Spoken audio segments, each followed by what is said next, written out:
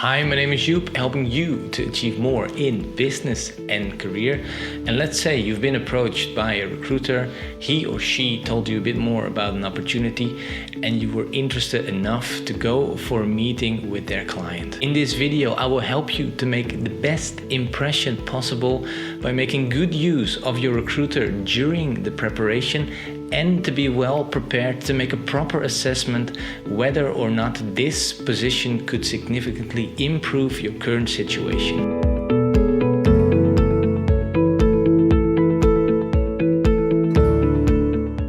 Alright, before I go into any detail, I would like to say that whether you are currently desperately looking for a new position or you're still very much happy in your current organization or somewhere in between, in any case, you should want to make the best impression possible. There are a couple of reasons for this. For example, you can see this as a great opportunity to practice your interview skills, but also you want to make sure to at least get the invitation for a second meeting. After the first meeting, you can of course decide whether or not you want to go forward in their interview process. But when you have the invite, the ball is in your court. You are the one making the decision, and that is the best possible scenario. Okay, so how are we going to make the best possible impression to get this invite? Firstly, I would say make sure your recruiter is adding value and helping you during the preparation for this interview. He or she should hold all the information about the organization, the people that work in it, and has a very detailed job description. On the screen, I will put all the information your recruiter probably holds. So if there are any subjects you need clarification on, make sure you ask him or her and hit the pause button if you need some more time. Secondly, there's a special moment that takes place between the recruiter and the organization before you're meeting them. All right, so think about this. Normally, when you would apply to a job, you send your CV, maybe a motivational letter, you wait, and you either get an invite for an interview or you get a rejection. If you get the invite, all you really know is that the company was interested enough to have you over for a cup of coffee. But what you don't know is what specifically sparked their interest when they were reading your CV, what experience they want to go into when they're meeting you, and maybe what doubts they were having when they were going through your CV. Now, when your recruiter got the feedback on your CV and got the invite for the meeting, he or she had the chance to ask all this information. If this information has not been shared with you yet, make sure you ask about it so you can use it during your preparation. Okay, hopefully your recruiter has been of great help during your preparation so far, but now it's time to do some preparation on your own. Now, there are hundreds and hundreds of sources you can check out when you are preparing for an interview, but I want you to be able to use this video as a standalone for your full preparation. So here I will give you some general interview tips. First, of course, make sure you research the company, check out the website, make sure you are familiar with their mission and vision statement. Put their company name in Google and see if you can find any news articles that are relevant. Research the person or the people you're going to meet. So, of course, check out their LinkedIn, maybe put their name in Google as well, and maybe even check out their Facebook page. Next, make sure you're really familiar with the vacancy and all the skills they're asking for. And make sure you're able to link your experience to these skills. Have a look at these most frequently asked interview questions and make sure that for each of them you have a general understanding about how you would answer them. And again, hit pause if you need some more time.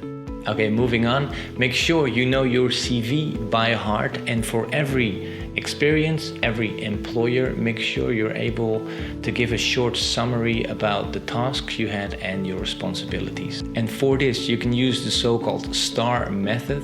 I will put an example on your screen. This is a method you can use to give a structured answer every time you get asked about a certain experience. Next, make sure you prepare plenty of questions to ask during the interview. Now, why would you do this? I would say firstly, it shows you're interested in the organization and the person you're meeting. Secondly, if you ask smart questions, you can show off your intelligence. And third, this is your moment to assess whether or not this position could significantly improve your current situation. So make sure you are asking about the things that are important to you.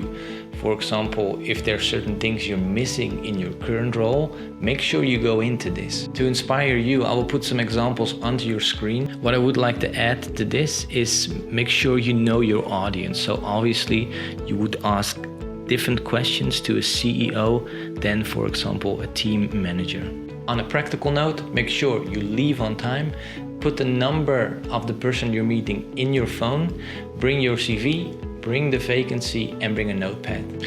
All right, so you should be properly prepared now thanks to your recruiter and your own efforts.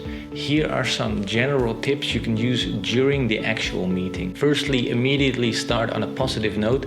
As soon as you shake the person's hand, express your gratitude and your appreciation that they're making time to meet you. Second, be aware of your body language. If you think it's appropriate, you can mirror the body language of the other person and make sure you look interested. Of course, always let the person finish their sentence. And don't be afraid to allow for a silence when you're gathering your thoughts. If you find a question unclear or you're not sure what the person is trying to get out of you, don't be afraid to ask for a clarification. For this first meeting, I would not yet go into working hours, salary, and holidays, for example. If you feel like the conversation is coming to an end, ask the person if there are any areas they would like to have further clarification on, or any questions they might still have. If you are excited about everything you've heard during the conversation, don't be afraid to express this.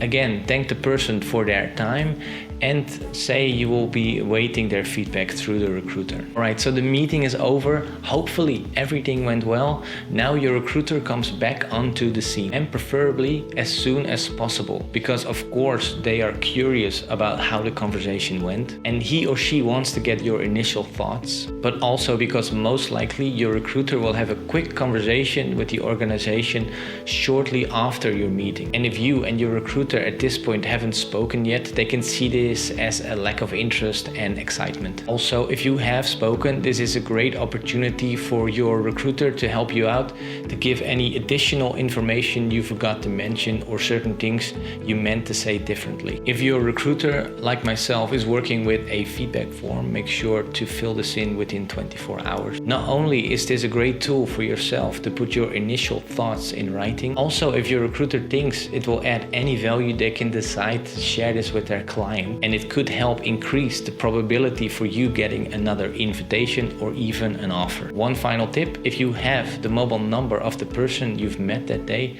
and it feels appropriate, don't hesitate to drop this person a message within 24 hours saying you're still very grateful of them taking the time to meet you and you're still excited about the position. All right, let's leave it at that. But I do hope this video helps you to make better use of your recruiter during the preparation, to make a great impression during the interview, and to step out the door with enough information to assess if this opportunity could significantly improve your current situation. If you got any value from this video, please drop me a like. Make sure to connect with me on LinkedIn, because there I share more content like this, and I will see you in the next one.